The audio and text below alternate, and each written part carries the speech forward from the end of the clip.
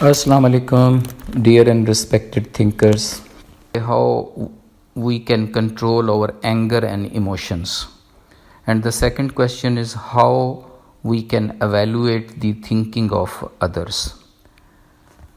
بھئی حدیث پاک کی روشنی میں اینگر کی، غصے کی 4 ڈائمینشنز ہیں، انہیں سمجھنے کی ضرورت ہے، اور یہ ایکسٹینٹ میں تقریباً اسی ترتیب سے ہیں۔ پہلی بات یہ ہے کہ انسان کو غصہ آنا اس کا ایک فطرتی عمل ہے۔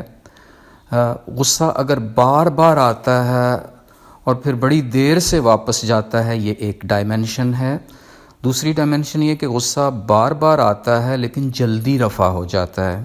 تیسری ڈائمینشن یہ ہے کہ غصہ کبھی کبھار آتا ہے لیکن پھر دیر سے واپس جاتا ہے۔ چوتھی ڈائمینشن جو بڑی مائلڈ ہے، غصہ کبھی کبھار آئے گا اور وہ بھی فوراً رفع ہو جائے گا۔ تو یہ غصے کی ڈائمینشن اگر آپ کے ذہن میں ہو تو دیکھیں کہ ہم میں سے کون کہاں کہاں فال کرتا ہے۔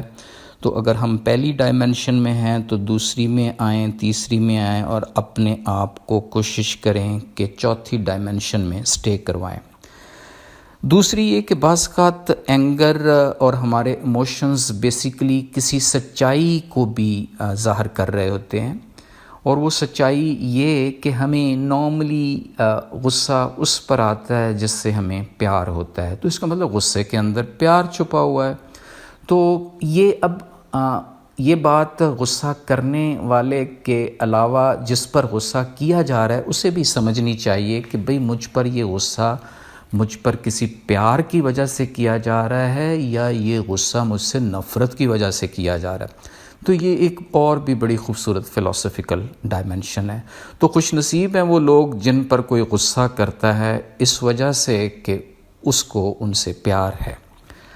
اب بات رہی کہ دوسروں کی تھنکنگ کو ایویلویٹ کیسے کیا جائے۔ بڑا سادہ سا نسخہ ہے، ذرا غور کریں جب آپ ان سے گفتگو کرتے ہیں تو کیا وہ لوگ اپنی گفتگو میں دوسروں کا ہی تذکرہ لے کے بیٹھ جاتے ہیں، اور وہ بھی آڈ طریقے سے۔ دوسرا یہ کہ جب کوئی اچھی یا بری بات ہوتی ہے تو ان کا رسپانس کیا ہوتا ہے، وہ کیا جیسچر دیتے ہیں۔ تیسری بڑی اہم بات کہ سفر میں یا مشکل وقت میں آپ کے ساتھ کیسے پیش آتے ہیں۔ تو جو بھی ان تینوں ٹپس کے رزلٹ ہوں گے تو اس سے آپ دوسرے کی تھنکنگ کا بڑے اچھے طریقے سے اندازہ کر سکتے ہیں۔ اللہ حافظ۔